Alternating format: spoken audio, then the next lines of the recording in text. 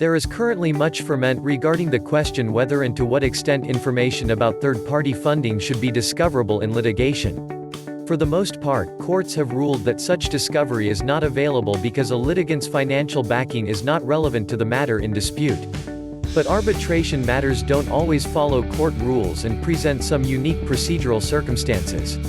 Consequently, there is a separate question whether third-party funding should be a subject of discovery in arbitration. In determining the discoverability of third-party funding, the first consideration is the applicable procedural rules.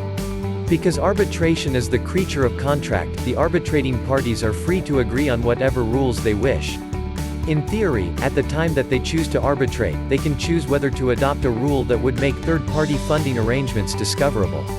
But, as a practical matter, parties don't choose their own procedural rules, they choose arbitration services, which have their own procedural rules.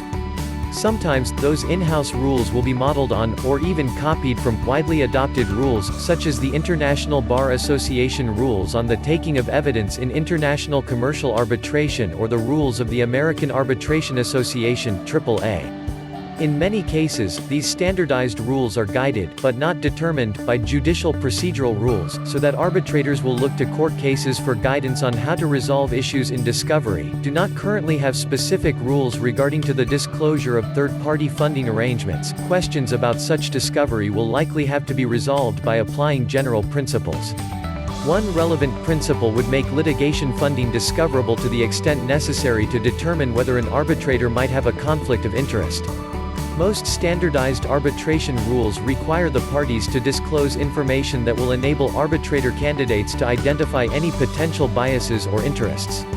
Because litigation financing gives a third party an interest in the outcome of the case, and because many litigation funding entities have their own investors, disclosure of the existence and identity of a third-party funder arguably would be required so that the arbitrator would be able to determine if she might have an indirect personal interest in the outcome of the case. Of course, such disclosure need not be made to the opposing party, but only to the arbitrators themselves. To the extent that arbitrators will be guided by judicial decisions on the discoverability of third-party funding, there is ample precedent that such funding is not relevant and not discoverable to the substance of the dispute.